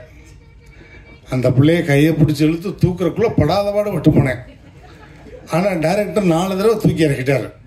இல்லைங்க, இப்படி தூக்குங்க, இப்படி தூக்கி சோமோஸில் இறக்குங்க ரோபோஜி அப்படின்னு. அந்த வாக்கிய வரப்புக்குள்ளே நானே கிருகிருன்னு அப்பப்போ பிபி மாத்திரை போட்டுக்கிட்டு இருக்கேன். இதில் கடும் வெயில், மொட்டை பாறை, இதில் ஓடி வாங்க, இதில் சறுக்கிக்கிட்டு வருவா, இப்படி பிடிங்கன்னா என்னைய பிடிக்கிறதுக்கே 2 பேர் வேணுமியா, இதில் அந்த பிள்ளைய வேற பிடிக்கணுமா அப்படின்ற அளவுக்கு. பட் அதையும் தாண்டி ரொம்ப அழகாக அந்த ஊர் மக்களுக்கு என்னுடைய மனமார்ந்த நன்றி. ஏன்னா எனக்கு வந்து அடுத்த ஹீரோவாக ஒரு பரிணாமம் அப்படின்னும்போது சங்கர்ன்ற பேருக்கு ஏற்ற மாதிரி சங்கராபுரம் அந்த ஊர் மக்கள் என்னை அவ்வளோ அழகாக பார்த்துக்கிட்டாங்க. என்னை மட்டும் இல்லை, ஹோல் டீமையுமே, சாப்பாடுலேருந்து எல்லாமே அவ்வளோ அழகாக பார்த்துக்கிட்டாங்க. அந்த ஊர் மக்களுக்கு நன்றி. அதே மாதிரி நிறைய மேடைகளில் ஒருத்தருக்கு நன்றி சொல்வேன். இந்த மேடையிலேயே அவருக்கும் நான் நன்றி சொல்லி ஆகணும். ஏன்னா கலக்கப்போகுது யார் அப்படிங்கிற ஒரு நிகழ்ச்சி வரும்பொழுது நான் வந்து மேடை கலைஞனா அவ்வளோ பிஸி. நான் இதுவரையும் கிட்டத்தட்ட மேடையில் மைக் பிடிச்சி இதோட 33 ஆண்டுகள் ஆகுது. 33 வருஷம் கடந்து மேடையில் மைக் பிடிச்சி நிகழ்ச்சி பண்ணிகிட்டு இருக்கேன். கிட்டத்தட்ட 18,000 மேடைகளுக்கு மேலே நிகழ்ச்சி பண்ணிட்டேன். அப்படி பிஸி. ஒரு நாளைக்கு 9 ஷோ 10 ஷோ பண்ண ஒரே ஆள் நானாக தான் இருப்பேன்னு நினைக்கிறேன் அப்போல்லாம். ஏன்னா 1/2 ஹவருக்கு ஒரு ஸ்டேஜ். காலையில் சாயங்காலம் 6 மணிக்கு கிளம்புனா நைட்டு 2 மணிக்குள்ளே 10 ஷோ முடிச்சுட்டு வந்துடுவேன். சம்பளம் 100 ரூபா 150 ரூபா தான். ஆனால் 10 ஷோ முடிச்சுட்டு விடிய காலம் 4 மணிக்கு தான் வீட்டுக்கு வருவேன். அவ்வளோ பிஸியாக இருக்கும்போது இப்போ கலக்கப்போகுது யார் அப்படிங்கிற ஒரு நிகழ்ச்சி வந்து ஆரம்பிக்க போகிறாங்க விஜய் தொலைக்காட்சியில். அப்போ எனக்கு அண்ணன் பாஸ்கரன் அண்ணன் வந்து ரொம்ப வருஷம் பழக்கம். அண்ணன் வந்து தம்பி இது வந்து ஒரு தடவை ஆடிஷன் அட்டன் பண்ணிட்டு போ அப்படின்னாரு. அண்ணே எதுக்குன்னு வந்தால் ஒரு எபிசோடு வருவோம் அவ்வளோதான். ஆனால் அந்த நேரத்தை விட்டுட்டா ஒரு 3 நிகழ்ச்சி பண்ணால் எனக்கு 300 ரூபா வந்துடும்ண்ணே, நான் போகிறேன்னே அப்படின்னேன். இல்லைடா ஒரு 5 நிமிஷம் ஆடிஷன் மட்டும் அட்டன் பண்ணிட்டு போ, நீ கமல் சார் மாதிரி விஜயகாந்த் சார் மாதிரி இன்னும் பேசிட்டு மட்டும் போ, அதுக்கப்புறம் வருது வல்லவர் பார்த்துக்கலான்னு என்னை கையை பிடிச்சி தரத்தன்னு இந்த ஸ்கூல் பிள்ளையில கொண்டு போய் விடுற மாதிரி என்னை உள்ளே தள்ளி விட்டு ஒரு 5 நிமிஷம் பெர்ஃபார்ம் பண்ண வச்சார்.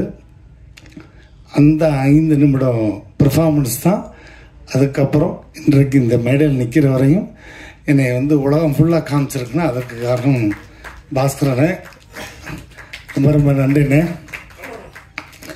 அண்ட் ஃபைட் மாஸ்டர், நமக்கு ஃபைட்டுக்கும் சம்மந்தமே கிடையாது. இருந்தாலும் ஒரே நாளில் அவ்வளோ அழகாக இவருக்கு என்ன வரும் அப்படின்றத புரிஞ்சுக்கிட்டு அவ்வளோ அழகாக கம்போஸ் பண்ணார். ஸோ ஃபைட் மாஸ்டருக்கு உங்களுடைய மனமார்ந்த நன்றி. அண்ட் டான்ஸ் மாஸ்டர் எல்லாருக்கும் மனமார்ந்த நன்றி. ஃபைனலாக வந்து நன்றி சொல்லணும்னா, நான் உடல் உயிர் மூச்சு எல்லாம் எப்போவுமே அண்ணன் எப்படி சொன்னாரோ அது மாதிரி தான். எங்கள் ஆண்டவர் பத்மஸ்ரீ டாக்டர் கமலுக்காக உடல் மண்ணுக்கு உயிர் கமலுக்கு, அப்படி தான் நான் எப்போயுமே பேசுவேன். ஸோ ஃபஸ்ட் லுக்லேருந்து எல்லாமே ரிலீஸ் பண்ணி அவ்வளவு சப்போர்ட்டிவாக எனக்கு கேட்ட உடனே பண்ணி கொடுத்தாரு. என் மகள் கல்யாணத்துக்குமே வந்து எங்கேயோ பிரச்சாரத்தில் இருந்து எனக்காக சிரத்தை எடுத்து வந்து அந்த மேடையில் நின்று அவ்வளோ தூரம் பேசிட்டு போனார். இன்றைக்கி என் பேரனுக்கும் அவர் சொன்ன மாதிரியே அவ்வளோ அழகாக நட்சத்திரன் அப்படின்னு அவ்வளோ அழகாக பேர் வச்சு சிறப்பு பண்ணியிருக்காரு. ஸோ நான் சாகும் வரை மறக்க முடியாத ஒரு ஆஸ்தான குரு உலகநாயன் அவர்கள். அதே மாதிரி தனுஷாருக்கு எப்பயுமே நான் நன்றி சொல்லுவேன். ஏன்னா நான் வந்து சின்னத்திரையிலேருந்து வெள்ளித்திரைக்கு போகும்போது ஒரு கலைஞனுக்கு வந்து அந்த ஸ்பேஸ் கொடுக்கணும். மாறிங்கிற ஒரு படம் இல்லைன்னா எனக்கு வந்து வெள்ளித்திரையில் அதுக்கு முன்னாடிலாம் வந்து ஒரு மிமிக்ரி ஆர்டிஸ்டாக மட்டும்தான் பயன்படுத்துவாங்க. நான் நிறைய படங்களில் ஒரே ஒரு சீன் கேப்டன் மாதிரி வந்து நடிச்சுட்டு போங்க, ஒரே ஒரு சீன் நடிகர் தலை மாதிரி ஒரு சீன் பண்ணிட்டு போங்க அப்படிம்பாங்க. என்னடா நமக்கான யூனிக் ஒன்றுமே இல்லையா, நம்மள்கிட்ட இருக்கே, அதை எப்படி சொல்கிறது அப்படின்னு தெரியாமல் தவிச்சுக்கிட்டு இருந்த காலம் போய் என்னுடைய யூனிக் பாடி லாங்குவேஜை கண்டுபிடிச்சது வந்து கோகுல் சார் தான். ஆனால் அந்த மாரி திரைப்படத்தில் பாலாஜி மோகன் அவர்கள் கூப்பிட்டு அந்த வாய்ப்பு கொடுத்தாரு. வாயை மூடி பேசுவோம் திரைப்படத்துக்கு அப்புறம் தனுஷ் சாரோட சேர்ந்து அவ்வளோ பெரிய ஸ்டாரோடு நடிக்கும்போது நம்ம எவ்வளவோ விஷயங்கள் ஆன் தி ஸ்பாட்டு தான். அந்த படத்தில் வரக்கூடிய மாரி 1 மாரி 2 எல்லாமே ஆன் ஸ்பாட்டில் நான் போட்ட டைலாக் தான். அதை எதையுமே வந்து டப்பிங்லையும் அப்படியே பேசிட்டு சங்கர், எதையுமே கரெக்ஷன் பண்ணவே வேண்டாம். அவ்வளோ அழகாக அந்த ஸ்பேஸ் கொடுத்து என் லைஃப்லேயும் முக்கியமான சில உதவிகளும் பண்ணிய தனுஷ் சார், அவரை வந்து மறந்தேன்னு சொன்னால் அன்றைக்கி மதியம் உணவு கூட எனக்கு கிடைக்காது. அந்த இடத்துல தனுஷ் சார் வச்சுருக்கேன். ஏன்னா அந்த படத்தில் நடிக்கும்போதே நான் உங்கள் கூட இவ்வளோ அழகாக ஜெல்லாகிறேன்னா அதுக்கு காரணம் அவருடைய செல்லப்பிள்ளை தான். எப்படி கமல் சாருக்கு செல்லப்பிள்ளையோ அது மாதிரி தனுஷ் சாருக்கு நான் ரொம்ப செல்லப்பிள்ளை. உங்கள்கிட்ட நான் இவ்வளோ தூரம் ஜெல்லாகிறதுக்கு காரணம் என்ன தெரியுமா சார்? என்னுடைய ராசி தான் சார் அப்படின்ட்டு இருக்கேன். என்ன ராசி அப்படின்னு, தனுசு ராசி அப்படின்னாரு. தனுசு ராசின்னு சொன்னேன். ஸோ அந்த மாதிரி எனக்கு ரொம்ப மிகப்பெரிய ஒரு சிச்சுவேஷனில் மிகப்பெரிய உதவி செஞ்சு இன்றைக்கி நான் வந்து ஹாப்பியாக இருக்கேன்னு அது காரணம் தனுஷ் சார் அவர்கள். அவருக்கு எப்பயுமே நன்றி. அண்ட் இந்த படம் வந்து மே 9 வருது. நாங்கள் வந்து ஆஸ்காருக்கு படம் பண்ணலை, ஆடியன்ஸுக்கு தான் படம் பண்ணியிருக்கோம். அதனால் இந்த மாதிரி கதை உலகத்திலே இல்லை அப்படிலாம் நான் சொல்ல மாட்டேன். வந்தால் நல்ல ஜாலியாக ஒரு என்டர்டெயின்மெண்ட்டாக ஃபேமிலியோடு சிரித்து சந்தோஷமாக போகக்கூடிய ஒரு அற்புதமான படம். தொடர்ந்து நான் வந்து காமெடியனாக தான் நடிப்பேன், கேரக்டர் ரோல் தான் நடிப்பேன். இந்த மாதிரி கதையின் நாயகனாக இருக்கும் பட்சத்தில் வேணால் நடிக்கலாமே ஒழிய நான் எப்பையும் என்கிட்ட நிறைய முறை கேட்டிருக்காங்க, நீங்கள் எப்போ ஹீரோ வாங்கின்னு. நான் எப்பயுமே மக்கள் மனசில் ஹீரோவாகி பல வருஷமாச்சு. ஸோ அவங்கள லைவாக நான் நிறைய 10,000 பேர் 5,000 பேர் 1,00,000 பேருக்கு முன்னாடியெல்லாம் பெர்ஃபார்ம் பண்ணுவேன். அதனால் நான் மக்கள் மனசில் எப்பயுமே ஹீரோ தான். அதனால் தனித்துவமாக ஒரு படம் எனக்கு தேவையில்லை. நம்ம எப்பயுமே ஒரு நகைச்சுவையாளர், எல்லாருக்கும் பிடிச்ச ஒரு கலைஞனாக இருக்கணும் அப்படின்னு தான். ஸோ தொடர்ந்து நகைச்சுவையாகவே நிறைய படங்கள் எடுத்து பண்ணணும். மீடியா பீப்புள் நிறைய நிகழ்வில் நீங்கள் வந்து மிகப்பெரிய சப்போர்ட்டிவாக இருந்திருக்கீங்க. கண்டிப்பாக இது ஒரு சின்ன திரைப்படம் தான், பட் இருந்தாலும் இது பெரிய லெவலில் மக்கள்கிட்ட கொண்டு போய் சேர்க்க வேண்டியது தொலைக்காட்சி ஊடக பத்திரிகை நண்பர்கள். நீங்கள் ஆஹா ஓஹோ பிரமாதம் இந்த மாதிரி ஒரு கதை நாங்கள் பார்த்ததே இல்லை அப்படிலாம் எழுத வேண்டாம். படம் நல்லா இருக்குது, போனால் இந்த வெயிலுக்கு கொஞ்சம் நேரம் ரிலாக்ஸாக பார்க்கலாம். ஏன்னா வெயிலுக்கு நாங்கள் வந்து ரிலீஸ் பண்ணுறதே வெயிலுக்காக தான். இப்போ மே மாதம் அடிக்கிற வெயிலுக்கு எங்கடா ஏசியில் போகலாம்னு ஒருத்தன் ஷாப்பிங் காம்ப்ளெக்ஸ் போவான், இல்லைன்னா லவ் பண்ணுற பொண்ணுங்களை கூட்டு ஏதாவது தேட்டருக்கு போவான். அந்த மாதிரி எங்களுக்கு ஒரு 50 பேர் ஒதுங்கினா போதும். டெய்லி ஒரு ஷோக்கு 50 பேர் ஒதுங்கினா அவங்களுக்கான படம் வந்து ஒரு நல்ல ஃபேமிலி என்டர்டெய்னர் படமாக இருக்கும். ஸோ நல்லபடியாக எழுதுங்க. Thank you. I love you all. Thank you. அவர் ரோபோசங்கர் சாரும் சரி, நீங்களும் சரி அப்படி இல்லை. ஆனால் எப்படி அவரை கலெக்ட் பண்ணியிருக்கீங்க? இல்லை அம்பி அப்படிங்கிறது அது பிராமின் பாஷை தான் சொல்ல முடியாது. பட் இருந்தாலும் அவங்க அதிகமாக உபயோகிக்கிற வார்த்தையா இருக்கலாம், அதனால அப்படி சொல்லலாம். தம்பியே அவங்க அம்பின்னு. ஆமா ஆமா, அவங்க அம்பி எங்களை மாதிரி தம்பிகளுக்கு எல்லாம் பிடிக்கிற மாதிரி இருக்கு. ஆமா ஆமா, 100% எல்லாருக்கும் பிடிக்கிற தம்பி தான். ஆமா, எல்லாரும் ரசிக்கிற தம்பி தான், நோ டவுட். உங்களுக்கு ஹீரோயினத்துக்கு கஷ்டப்பட்டீங்க, ஃபைட் மாஸ்டர் ஃபைட்லாம் வச்சிருப்பாரு, ஹீரோவா பண்ணிருக்கீங்க. நீங்க என்னதான் கதையின் நாயகன்னு சொன்னாலும் உங்களுக்கு வந்து நிறைய காமெடியன் ஹீரோ ஆகிறாங்க. ஆனால் உங்களுக்கு ஹீரோ ஃபேஸ் தான் அது நிச்சயமா. அதுக்கேற்ற ஹைட் வெயிட்டும் கூட. அப்படிங்கிறப்போ கஷ்டப்பட்டேன்னு சொன்னீங்க, அது உடம்பு முடியாதனால ஃபைட் சீன்ஸ் எல்லாம் எப்படி சமாளிச்சீங்க? அதை நாங்கள் பார்க்குறப்போ ரசிக்கிற அளவுக்கு இருக்குமா? இல்லை, கண்டிப்பாக அதுக்கு ரொம்ப தேங்க்ஸ் வந்து ஃபைட் மாஸ்டர் தான் சொல்லணும். நான் எப்போவுமே டான்ஸாக இருக்கட்டும், எனக்கு ரொம்ப பிடிச்சது டான்ஸு, ஃபைட்டாக இருக்கட்டும், நான் உட்காந்து அவங்க கம்போஸ் பண்ணும்போதே நான் உட்காந்து ப்ராக்டிஸ் பண்ணிடுவேன்.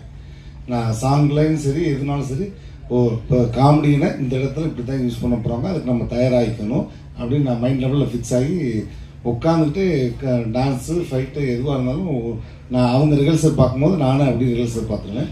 அந்த மாதிரி எல்லாமே சிங்கிள் டேக்கில் போனது தான். அதனால தான் 3 ஃபைட்டை வந்து ஒரே நாளில் முடிச்சு கொடுத்தாரு. ஸோ அது ரொம்ப கம்ஃபர்டான மாஸ்டர் தான். ரோபோ சார் வந்து ரொம்ப நாளைக்கு அப்புறம் ஒரு நீட்ஃபுல்லான ஸ்பீச் இன்னைக்கு உங்களோடது. முதல்ல வாழ்த்துங்க. ஏன்னா உங்களுடைய மினி பயோகிராஃபியவே நீங்கள் சொல்லிட்டீங்க. ஏன்னா வந்தால் ஜாலியாக ஏதோ காமெடிக்கு ஏதோ பேசிட்டு போவீங்க, அது சில நேரம் கான்ட்ரவர்சியாகவும் ஆகும். ஆனால் இன்னைக்கு வந்து ரொம்ப நீட்ஃபுல்லாக பேச்சு இருந்துச்சு. இதே மாதிரி நீங்கள் கண்டினியூ பண்ணுங்க, வாழ்த்துக்கள். அப்புறம் டைரக்டர் சாருக்கு சார் பெரிய பெரிய கோடிக்கணக்கான பட்ஜெட்லையும் காமெடி படம் எடுக்கிறாங்க, கோடிக்கணக்கான செலவு பண்ணி அந்த பட்ஜெட்லையும் காமெடி படம் தான் எடுக்கிறாங்க. ஸோ அது வந்து பெரிய பட்ஜெட்டு, பெரிய சீனு, பெரிய ஸ்டாரு, இதை வச்சு அவங்களால ஈஸியாக சிரிக்க வைக்க முடிஞ்சிருது. இதில் நீங்கள் என்ன பண்ணிடுறீங்க சிரிக்க வைக்கிறது? ஒரு சின்ன பட்ஜெட்டில் என்ன வச்சுருக்கீங்க?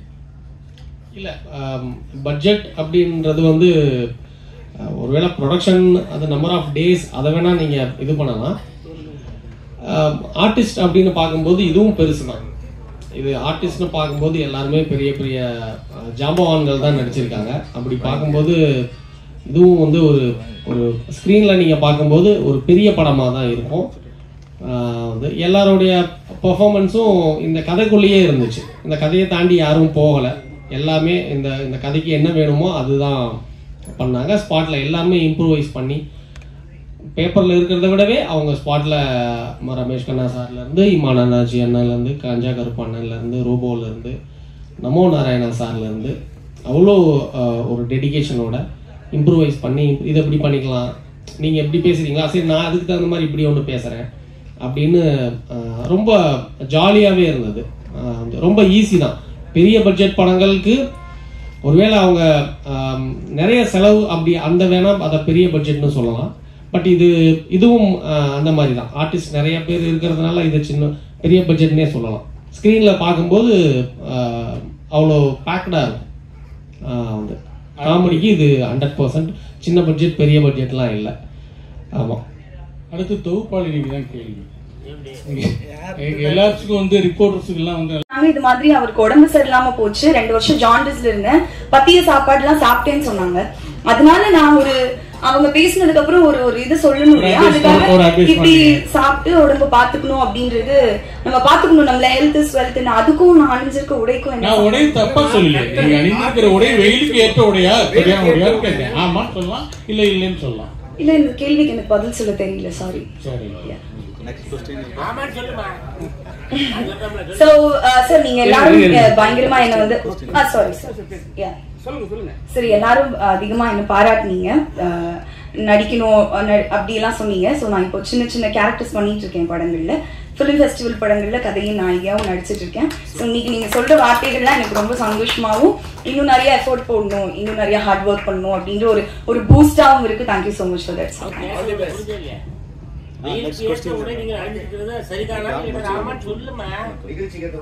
காட்டன் சாரி நல்லது சொல்றீங்க. Oh cotton sari is good for summer அப்படி சொல்றீங்களா? This is my comfort Dress அதனால போட்டிருக்கேன். டாக்டர் சார் ஏன் பயப்படுறீங்க? வந்து இல்ல பேச முடியாது. சார் டாக்டர் சார் சொல்லுங்க. நீங்க நிறைய ரோபோ சார் கூட சொன்னாரு நிறைய ஹீரோ ட்ரை பண்ணீங்கன்ட்டு. ஆனா வந்து உண்மையாவே ட்ரை பண்ணீங்களா இல்ல வந்து மேடைக்காக ரோபோ சார் சொன்னாரா? இல்ல, 2 பேரும் பேசணும். எடுத்த உடனே நான் ரோபோ கிட்ட ஹீரோவா நடிங்கன்னு சொல்லலை. நான் அவர் வீட்டுக்கு போயிட்டு அவரை மீட் பண்ணும்போது அவர் ஸ்கிரிப்ட் நான் ஒன்று சொல்கிறேன், இது யார் வச்சு பண்ணால் நல்லா இருக்கும்னு நீங்கள் சொல்லுங்கன்னு தான் ஃபர்ஸ்ட் அவர்கிட்ட சொன்னேன். அப்போவே எனக்கு ஒரு இது இருந்துச்சு, நல்லா ஒரு வெயிட்லாம் ரெடியூஸ் பண்ணி அந்த டைமில் இன்னும் இந்த நமக்கு இதுக்கு இவரே பண்ணால் நல்லா இருக்குமே, ஒரு 40 இயர்ஸ் ஹீரோ அப்படின்னும் போது ஒரு கூட குட் அப்பா இப்போ குட்டு தாத்தா ஆயிட்டாரு. ஆமாம் ஆமாம், அது உண்மைதான். அது வந்து உண்மையிலே தாத்தா வராரு கதரை விட போறாருங்கிறது ரோபோவுக்கு தான் கரெக்டாக இருக்கும். ஏன்னா வந்து இந்த படத்தில் உண்மையிலே வந்து கரெக்டு தான் நீங்கள் சொல்கிறது. ரோபோ சார், மனைவி அனுமதியெல்லாம் இறைவன் கொடுத்த வர மாதிரி சொன்னீங்க. ஆனால் வந்து நீங்கள் வந்து பெண் குழந்தைய வந்து ரொம்ப வந்து கொஞ்சிறீங்க. இப்போ வந்து உங்களுக்கு நீங்கள் வந்து அப்பா, நல்ல அப்பா, நல்ல தாத்தா, நல்ல கணவர், இப்போ வந்து உங்களுக்கு படம் வந்து நல்ல ஒரு ஹீரோ மெட்டீரியல் ஆயிட்டீங்க. எப்படி பார்க்குறீங்க? இல்லை, இது எல்லாருக்கும் இந்த இளம் வயதில் தாத்தா அப்படிங்கிறது கிடைக்காது. அது இறைவன் கொடுத்த வரம் எனக்கு. இப்போ மனைவியும் சரி, மகளும் சரி, என் பேரனோடு நான் செலவழிக்கிற நேரம் ஒவ்வொன்றுமே பொன்னான நேரம் தான். அதே மாதிரி சினிமாவை நான் ரொம்ப நேசிக்கிறவன், கலையை ரொம்ப நேசிக்கிறவன், மேடைக்கு ரொம்ப வந்து மரியாதை கொடுக்குறவன். சில மேடைகள்லாம் தான் வந்து நம்ம சும்மா ஜாலியாக பேசுவோம். அண்ணன் சொன்ன மாதிரி இன்னைக்கு உண்மையில அண்ணனுக்கு ரொம்ப நன்றி. பின்னாடி துப்பு போட்டிருக்காருல்ல அண்ணன், ரொம்ப நன்றி. இந்த மாதிரி ஒரு வார்த்தை வருமானு நிறைய மேடைகள் நான் எதிர்பார்த்திருக்கேன். இன்னைக்கு ஒரு பத்திரிகையாளர் வந்து ரொம்ப நீட்டா அழகா பேசியிருக்கீங்க அப்படின்னு சொன்னது எனக்கு ரொம்ப ரொம்ப சந்தோஷம். பத்திரிகை ஒட்டுமொத்த பத்திரிகை அண்ணனுக்கும் உங்களுக்கு மனமார்ந்த நன்றி சார். இந்த கேள்வி வந்து டைரக்டர் ரோபோ சார் அவங்க 2 பேருக்குமே ஆக்சுவலாக ரோபோ வந்து கமல் அவருடைய சிஷ்யன் பக்தன் அப்படிலாம் சொன்னாங்க. கமல் சார் என்ன பண்ணுவாருன்னா அவருக்கு ஈக்குவலா அவருக்கு சவாலா இருக்கிற நடிகர்களை படத்துல போட்டு அவங்களோட வேலை பார்ப்பாரு. அதுல அவரும் ஒரு இதை காமிப்பாரு, கூட நடிக்கிறவங்களும் பெரிய லெவல்ல நடிச்சு கொடுப்பாங்க.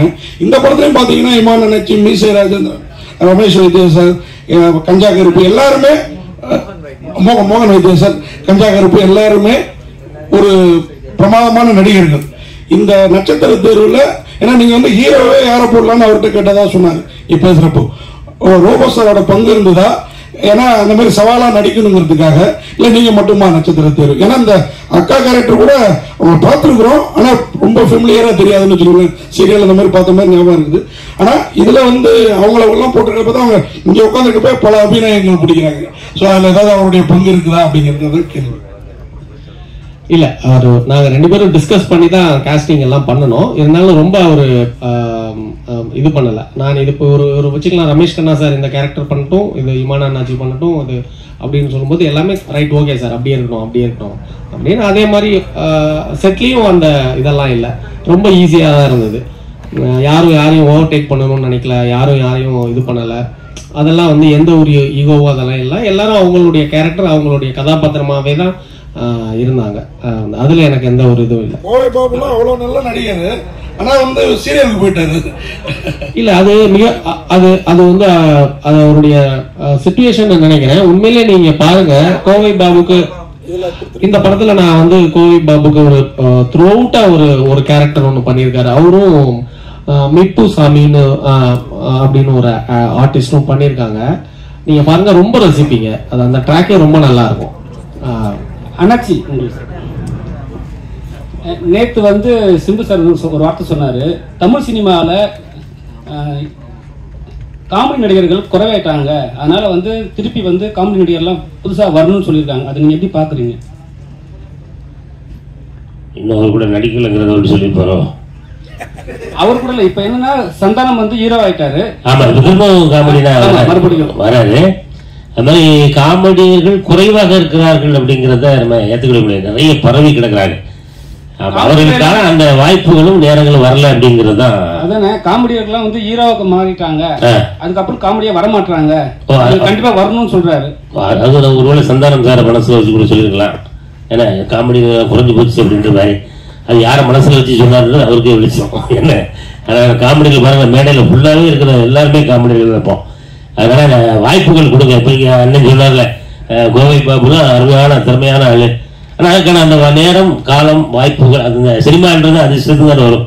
அந்த அதிர்ஷ்டமும் சேர்ந்து வரும்போது நிறைய இன்னும் காமெடி நடிகர்கள் கேரளாவை போலவே தமிழ்லையும் நிறைய பேர் வருவாங்க அப்படின்றது மாற்றுக்கிறது இல்லை. இப்போ வந்து படத்தோட ப்ரமோஷனுக்கு ஹீரோயின் எல்லாம் வரது கிடையாது, தொடர்ச்சியா வந்து காமெடி நடிகர்களும் வரது கிடையாது. நீங்களே பார்த்துருப்பீங்க, நிறைய ப்ரொடியூசர்ல வந்து இங்க மேடையில வந்து யாரும் வரது கிடையாது சொல்றாங்க.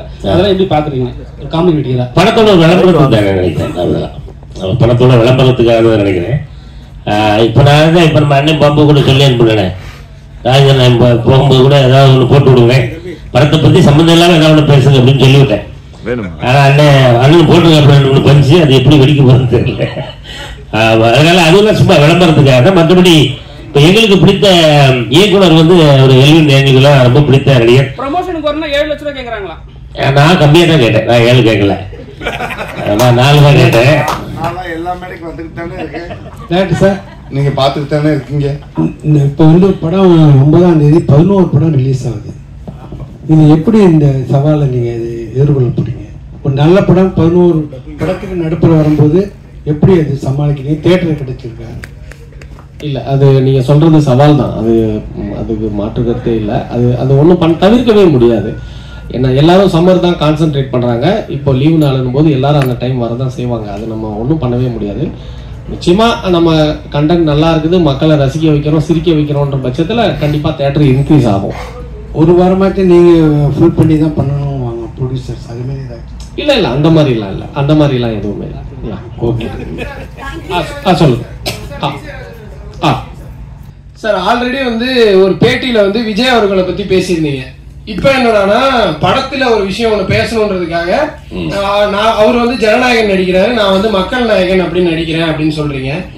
அப்படி விஜய் அவர்களை நீங்க எப்படி பாக்குறீங்க? இல்ல அவருக்கு ஏதாவது போட்டியா வரணுமா? இல்ல அவருக்கு போட்டியெல்லாம் நான்லாம் வர முடியுமா சார்?